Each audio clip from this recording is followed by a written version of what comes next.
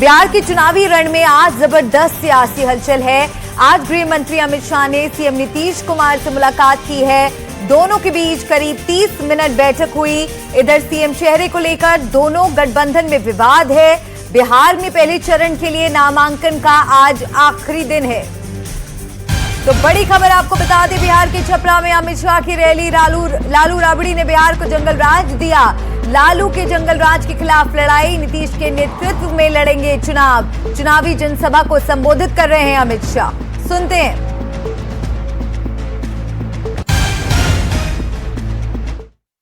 उज्ज्वला का सिलेंडर पहुंचाने का काम नरेंद्र मोदी जी ने किया है और बिहार वालों और कई ऐसे काम करें जो कोई सोच नहीं सकता था। मुझे बताओ, अयोध्या में प्रभु श्री राम का मंदिर बनना चाहिए या नहीं बनना चाहिए? 550 साल से राम लल्ला एक झोंपड़ी में बैठे थे। नरेंद्र मोदी जी ने 2019 में राम मंदिर का भूमि पूजन भी किया और प्राण प्रतिष्ठा कर मंदिर का पूरा जीर्णोद्धार करने का काम नरेंद्र मोदी जी ने किया। और अब बिहार में भी पुनौरा धाम में मां सीता का भव्य मंदिर बन रहा है। भाइयों बहनों, मुझे एक बात का जवाब दीजिए, ये कश्मीर जो है हमारा है या नहीं है? अरे जोर से बोलो, है या नहीं है? धारा 370 हटानी चाहिए थी या नहीं हटानी चाहिए थी? मोदी जी ने धारा 370 को समाप्त कर हमेशा के लिए कश्मीर को भारत के साथ जोड़ने का काम किया। और ये लालू जी और कांग्रेस के राज में आतंकवादी खून की होलियां खेलते थे। अभी जब पहलगांव में अपने यात्रियों को मारा, ऑपरेशन सिंदूर कर पाकिस्तान के घर में घुसकर मोदी जी ने आतंकवादियों का सफाया करने का काम नरेंद्र मोदी जी ने किया। भाइयों बहनों, मोदी जी ने गरीबों को सुविधा से युक्त किया, देश को सुरक्षित किया और बिहार के लिए भी ढेर सारे काम करे हैं। पहले मैं आपको नीतीश जी की सरकार ने जो करा है वो बता रहा हूं मैं।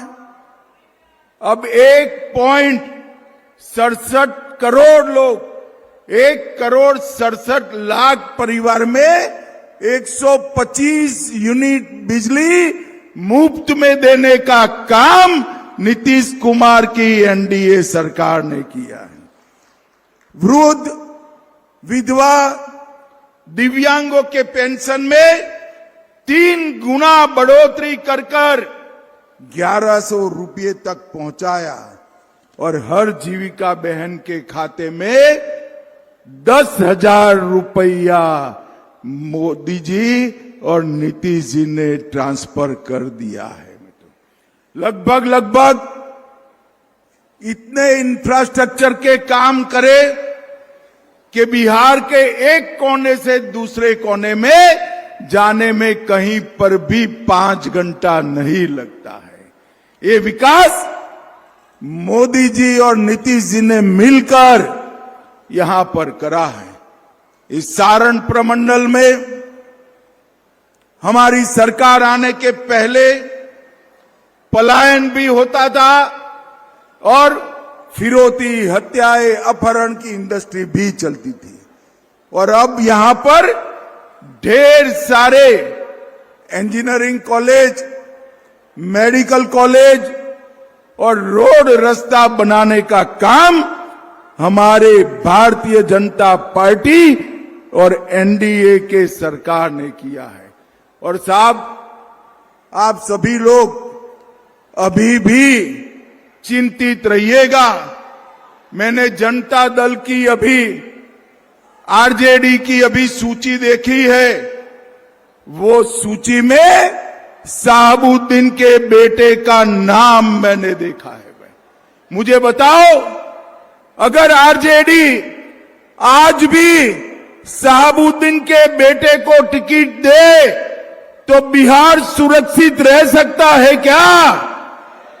जोर से बोलो, रह सकता है क्या?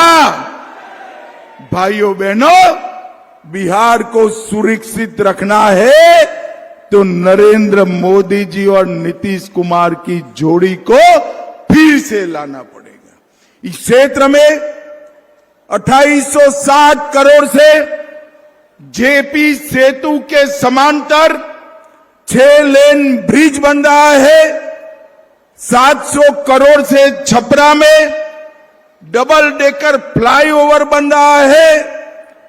छपरा से गोपालगंज 4 लेन रोड बनाने का काम चालू है। छपरा सिवान गोपालगंज को जोड़ने वाली मांझी बरौली रोड चौड़ा कर रहे हैं। छपरा सोनपुर हाजीपुर कॉरिडोर भी बन रहा है। मडोरा के रेलवे इंजन कारखाने में यहां से जो इंजन बनता है वो अफ्रीका के देशों तक निर्यात करने का काम चल रहा है। छपरा में 500 बेड वाला आधुनिक मेडिकल कॉलेज का निर्माण हो चुका है।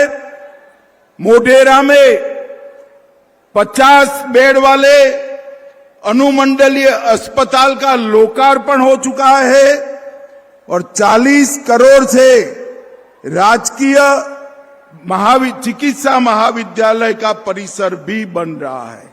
लगभग 17 करोड़ की लागत से अंबा भवानी का मंदिर बन रहा है। और भाइयों बहनों, ये जो विकास की बयार आई है, गलती में से भी ये परिमंडल में से एक भी सीट अगर आरजेडी को गई तो विकास रुककर जंगल राज फिर से आएगा। भाइयों बहनों, मुझे बताओ, छपरा परिमंडल के लोग विकास चाहते हैं या जंगल राज? जरा जोर से बोलो, विकास चाहते हो या जंगल राज? Lalu Prasad and Rahul and company विकास दे सकती है क्या? और आप एनडीए पर भरोसा करिए, जंगल राज को हम आने नहीं देंगे, बिहार में घुसने नहीं देंगे। मोदी जी का संकल्प है बिहार को विकसित बिहार बनाना, वो एनडीए सरकार ही पूरा कर सकती है, राहुल एंड लालू कंपनी नहीं कर सकती है।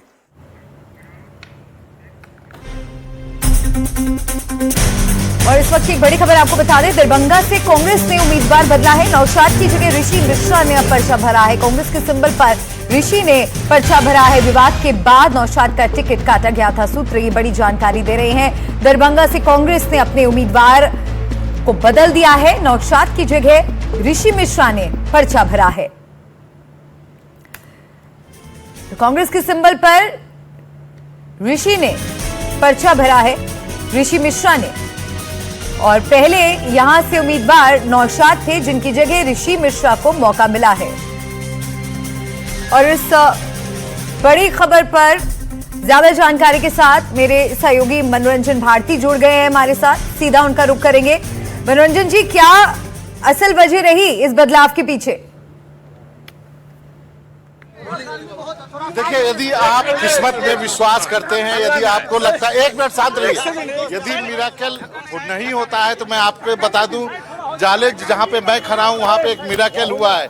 ऋषि मिश्रा अभी अपना नामांकन जो है वो करके लौटे हैं कांग्रेस के सिंबल पे। ऋषि मिश्रा जो है वो टिकट चाह रहे थे आरजेडी से। कल रात तक ये संघर्षरत थे। इनको बाद में मालूम चला कि ये टिकट कांग्रेस के खाते में चली गई है, तो बेचारे मायूस हो गए थे।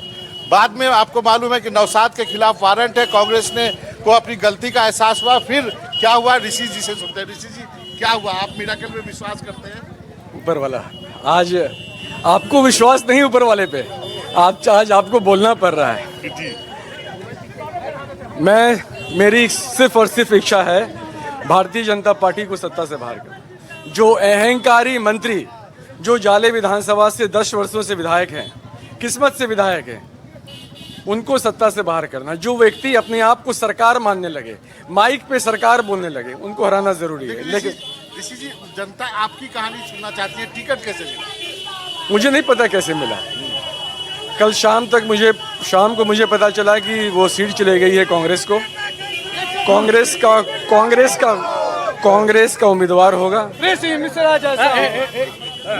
नाम भी आ चुका था, मैंने उसको अपने फेसबुक पे बधाई भी दे दी थी।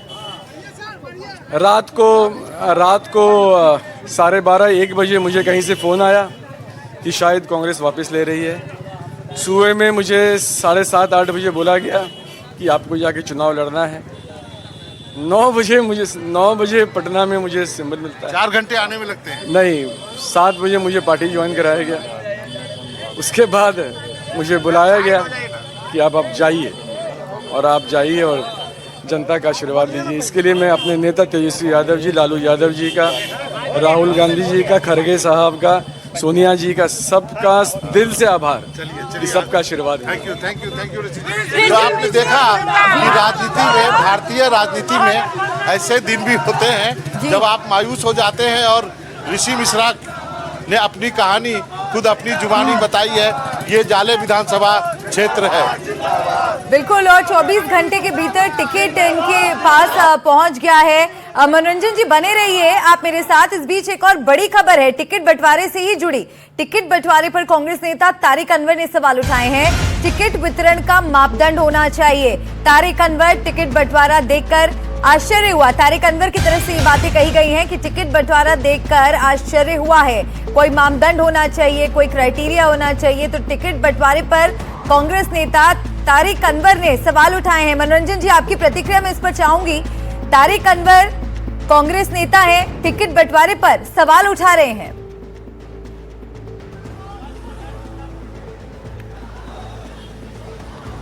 जी, आपने सही कहा। कई टिकट ऐसे बांटे गए जिसके बारे में आप जस्टिफाई नहीं कर सकते हैं। कहाँ की सीट कहाँ पर किसको देना चाहिए। जो तारिक अनवर ने कहा है, जिस व्यक्ति के लिए वो महज 133 वोट से या 150 वोट से हारे थे वो पिछली बार चुनाव, तो तारिक अनवर का ये कहना जायज है कि जब कोई 150 वोट से हारे उसको टिकट ना दे करके जो 30,000 वोट से हारा है उसको टिकट दे रहे। कई जगह इस ढंग की बातें देखने को मिली है। फिर अब जब कांग्रेस पार्टी कहेगी कि टिकट बंटवारे में ऐसा हो ही जाता है। एक आपको उदाहरण दिखाया जाले का, किस ढंग से कांग्रेस ने एक ऐसे व्यक्ति को टिकट दे दिया था जिसके खिलाफ वारंट है। पूरी पुलिस यहाँ पे भरी पड़ी है, पूरी सीआरपीएफ लगी हुई है। यदि आज अभी वो आदमी जिसको कांग्रेस ने शुरू में टिकट दिया था, यदि वो नॉमिनेशन करने के लिए आ जाए तो वो जेल चला जाएगा। तो ऐसे तो जो आपको उदाहरण इस बार आपको देखने को मिल रहे हैं। बिल्कुल। अब जैनेंद्र भी हमारे साथ जुड़ गए हैं। जैनेंद्र, इन आरोपों को लेकर क्या जानकारी? टिकट वितरण का मापदंड होना चाहिए, तारिक अनवर कह रहे हैं, टिकट बंटवारे पर सवाल उठा रहे हैं। देखिए, तारिक अनवर पार्टी से नाराज चल रहे हैं। उनके इलाके में, वो कटिहार से लोकसभा के सांसद हैं, उस इलाके में कांग्रेस की जो सीटें हैं उस पर जो उनकी पसंद थी उन्हें पार्टी ने ज्यादा महत्व नहीं दिया है, और जो टिकट उस इलाके में बटा है उससे तारिक अनवर खुश नहीं है। इसी वजह से वो एक उदाहरण ढूंढ कर लाए हैं और पूरे टिकट डिस्ट्रीब्यूशन पर सवाल खड़े कर रहे हैं। और तारिक अनवर अकेले नहीं है, बिहार कांग्रेस के कई वरिष्ठ नेता से लेकर के आम कार्यकर्ता तक टिकट डिस्ट्रीब्यूशन, टिकट वितरण की पूरी प्रक्रिया से नाराज है, नाखुश है। और इसके कारण हमने देखा कि दिल्ली में प्रदर्शन हुआ, मल्लिकार्जुन खड़गे की गाड़ी के सामने मुर्दाबाद के नारे लगाए कांग्रेस कार्यकर्ताओं ने। यहां से लेकर के जब बिहार कांग्रेस के प्रभारी और अध्यक्ष पटना पहुंचे तो पटना एयरपोर्ट पर मारपीट की नौबत आई, और अभी ये बवाल और बढ़ेगा। मेरी जानकारी है कि पटना में कल कांग्रेस के कई नेता प्रेस कॉन्फ्रेंस करने वाले हैं।